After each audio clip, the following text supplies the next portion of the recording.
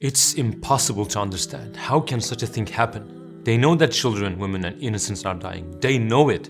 Those people who press the buttons of those bombs, they know this. Do you have no heart? How would you drop that bomb? We just can't get it right. Why can't we get it? Because we think that they have a conscience like you and me. That's why we can't get it. I'm sure you've all seen the bombs that were dropped on those tents in Rafah. Probably you couldn't watch, you couldn't look at the videos. There's fire everywhere. A massacre took place.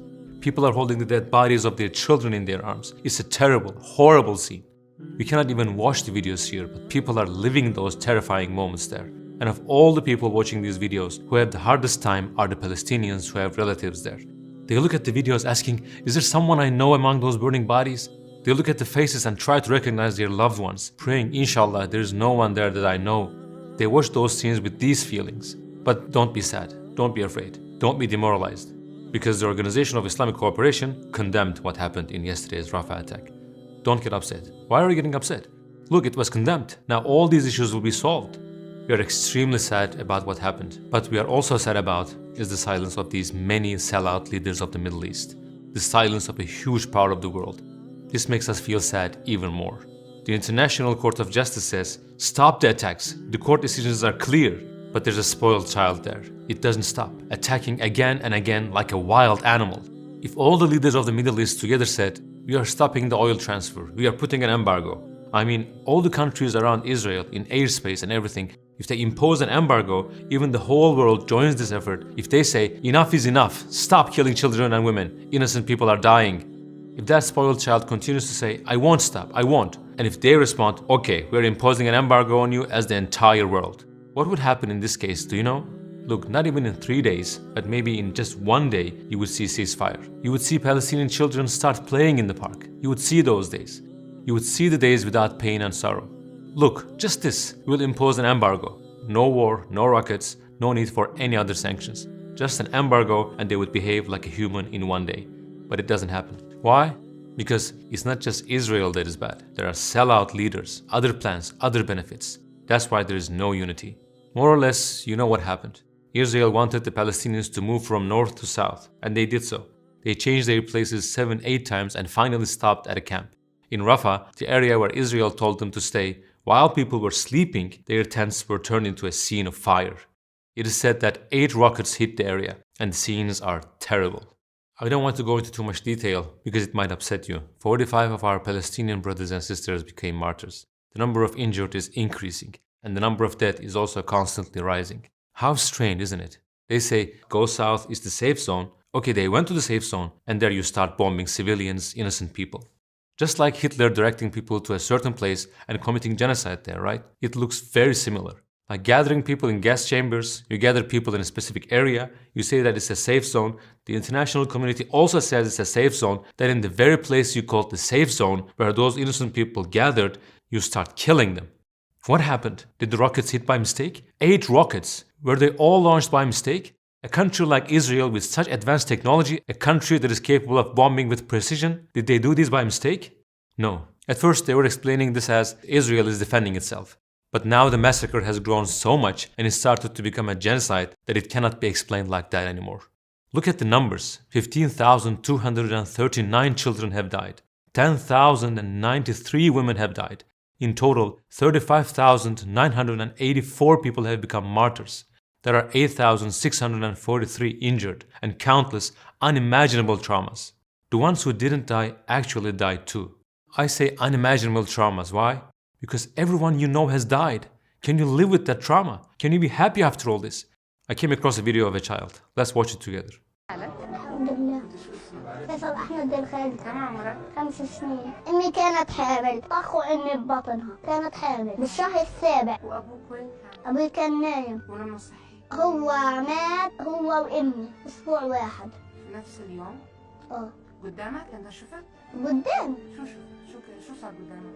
لما إحنا طلعنا على الممر جابوهم وطخوهم قدام. Inshallah, his entire family has gone to heaven. Look what the child has become. This is not just something to be taken lightly. The child speaks with no expression on his face. At this point, his emotions have completely shut down. Now, is this child alive? Is he surviving? Is he okay? The cry of the oppressed will come out so strongly. Do some Muslims who have authority but did nothing to stop it think that We prayed, we fasted, and here's heaven for us. Our religion is not like that.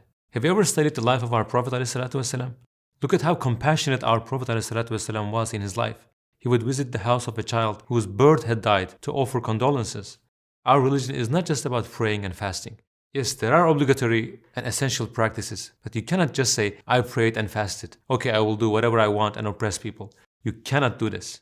In the Middle East, there are so many people, so many leaders, so many influential people. Even Guardiola refuses to shake hands with an Israeli man. He shows his reaction and makes a statement. Well, do these people think like this? We would lose our position. Let's not put ourselves in danger. Brother, you are already dead. What change would it make if Israel assassinates or kills you? What would be the difference? You are already dead. Like, there are animals in the streets. You see dogs, you see cats. They are much more valuable than you. You are dead, below the level of animals. A new level has been invented. You are already at that level.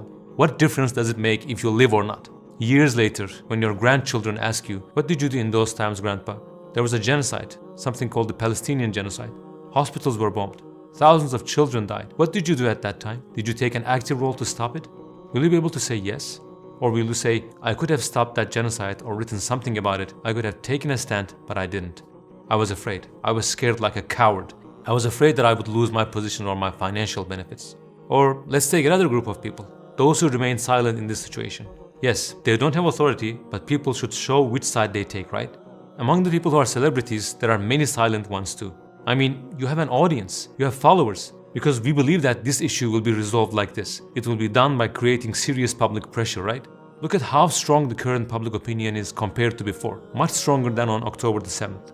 When stronger public opinion was formed, the leaders governing America started to backtrack. Now they are saying things like, we are warning Israel, if you continue like this, we will not provide bombs for you. They are saying these things. Why? To not lose the election. All those leaders care about are their benefits, money, and votes. Americans are saying, we won't vote for you because with our taxes, you support Israel and kill Palestinians. You're staining our hands with blood. With the taxes you collect from us, you're bombing people and children. When they said all this, did you see how the leaders began to backtrack? So at least what we can do is to create public opinion, to create serious pressure. But how sad and pathetic it is when people with such large followings, those who are so sensitive that they tweet when a dog dies, who tweet when a cat dies and show concern, say nothing when thousands of children die in Palestine. I mean, aren't these things going to be asked in the hereafter? Are we just going to be responsible for our salat and fasting? It will not just be Netanyahu who will be judged in the hereafter. It will not just be the oppressors. Those who consent to persecution will also be judged. It's not just about ibadah. If you think like this, you have completely misunderstood this issue, this religion. There's also this group of people who say that these issues are none of my business. I've seen such surveys asking, what do you think about what's going on in Israel? What do you think about what's going on in Palestine? There are people who say, this issue is none of my business. I don't care. There are those who say, I'm neutral on this issue. By the way, the number of people who support Israel has gone down a lot because the oppression has now become extremely big and horrible. After seeing all this, how can you be neutral? How can you not care? Does the religion of the child matter to you? Look, one child died there, 5 children died, 10 children died, 1,000 children died, 15,000 children died. Don't you care? When they grow up to be Muslims, they wear thobes or headscarves. Maybe you don't like them, you hate them. Okay, don't support those people, fine. You can be an atheist, you can be an agnostic, you can be a Muslim, whatever religion you are. If as a human being, the death of children doesn't bother your conscience, you may not be aware of it, but you're rotten on the inside. You have become a slave to your comfort and benefits. If there's nothing for you in something, you don't say a word. I also understand that at the beginning, when the events of October 7th broke out, they presented it saying that it's all about Hamas. These are monsters. Israel has the right to defend itself, and so on and so forth. They presented it in such a way that one might not have understood the issue at first. He or she might be thinking that since I couldn't say anything at the time, I'm not saying anything now as well. But now the issue is very clear. So we need to leave all our prejudices behind and unite seriously on this issue and create a public opinion. If you want to be able to say to your grandchildren, I chose the right side, there's a genocide going on right now. Choose your side, brother. Choose your side, sister. Here, I want to address especially my brothers and sisters in humanity who are American citizens. Do you realize that without your support, Israel cannot kill these children, these innocent Palestinians? I mean, you make a purchase, which also includes tax, and the people in charge of America take that tax money and say, we support Israel. The numbers are there. They are giving billions of dollars, not just small aids. If America opposes, this genocide will end. Yes, your intentions might be good. You might not want to cause this to happen, but at the end of the day, this couldn't have been done without your taxes. Why am I giving this speech? You must already be feeling guilty inside. Yes, you may be thinking, my intentions are pure. I have no bad intentions, so what can I do? Create a public opinion. Say, we don't support this genocide. Write, share, tell people around you. Vote accordingly when the election time comes. These are the things you can do. We asked Sheikh Omar Suleiman, who lives in the US. He's Palestinian. His taxes are used for this as well. We said, how do you feel knowing that this genocide is being committed with your tax dollars? He said, I feel guilty. Yes, his intentions are not bad, of course, but in the end, that money goes there. Look at these numbers. 15,239 children have died. This is just the death toll in the recent events. You know, just after October 7, I'm not even talking about the persecution that has been going on for years before that. A total of 35,000 people, a stadium full of people have gone under the ground in the last 8 months because of these oppressors. You know, something happened on October the 7th. Then Israel created an uproar and got world's public opinion behind it. They made up things like, our children were decapitated, women were raped, their breasts were cut off. People believed them, but no evidence was found. Then those who said that they saw it confessed, saying that, yes, we didn't see the children's heads being cut off actually. If you haven't watched the videos from Rafah, don't. I watched a little bit. For those who have a sensitive heart, don't listen to what I'm about to say. Fast forward 15 seconds. There was a man hugging a burned child. You can see the child's bones, and the child had no head. The man was going left and right. He didn't know what he was doing. I saw a body like a charcoal, with arms torn off, people who lost their eyes, people dying. Now, imagine the opposite scenario. Palestine is attacking Israel and has killed 35,000 innocent people. 10,000 women are killed by the Palestinian side and 15,000 Israeli children are killed. 15,000 Israeli children. Imagine such a scenario. On October 7, they took a few incidents and got the world public opinion behind them. Now imagine the opposite. Did you hear what happened? An Israeli child is beheaded. They burned the place down. Did you hear that Palestine bombed Israel's hospitals? They told Israelis to go south and forced 2 million people out of their homes. All the Israelis went south and then they started bombing their tents with rockets. If such a thing happened, would the world public opinion like this? They are giving a little support to Palestine now. In that imaginary scenario, would they give a little support to Israel, or would they say, take out your nuclear bombs and drop all these bombs on the Palestinians and show no mercy? They would do this bombing and people would watch these images calmly, without any tears. How interesting. There's a hadith of our Prophet ﷺ. He says, whoever of you sees an evil, let him change it with his hand. And if he is not able to do so, then let him change it with his tongue. And if he is not able to do so, then with his heart. And that is the weakest of faith. Let's take a stand. Let's show our side and do whatever we can. If you ask, what will be the end of Israel? Will these people be judged? I say, they will definitely be judged. Will it happen in this world? I think so. But since the age of these people is 40-50 now, 40-50 years later, they will all be under the ground. These oppressors and those who supported oppression and those who could have prevented it but didn't, don't worry. Be 100% sure that after 50 years, these people will be judged by Allah's justice. They will be judged in such a way, they will be punished in such a way that the atrocities they have committed throughout their lives will be nothing compared to the punishment they will receive. So don't worry. Be 100% sure that in 40, 50 years, maybe in 20 years, these people will see the justice of Allah. The rights of the oppressed will be taken. There are 35,000 martyrs. Yes, we feel sorry for those children that died. But that child now says, I couldn't find food to eat in the world. I was thirsty. How beautiful it is here in paradise now. This is what our belief in Allah, the hereafter, and the Quran tells us.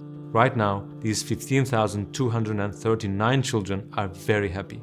Yes, they are very happy. 10,000 women, 35,000 martyrs. Their pain is over. But those who are left behind are in pain. So we should be the ones to heal them, brother, sister. And what will be the fate of Israel? Will this oppression really end one day? Our Lord has given the answer to these questions between the 4th and the 5th ayah of Surah Al-Isra.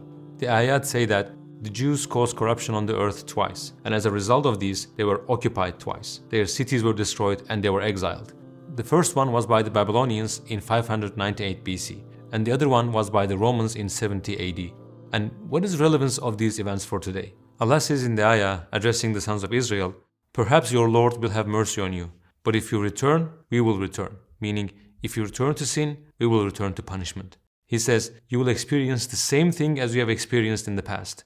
As you know, oppression doesn't end when it remains constant. It ends when it increases. When it increases, conscience of the people are disturbed. When it increases, people react, just like what is happening today.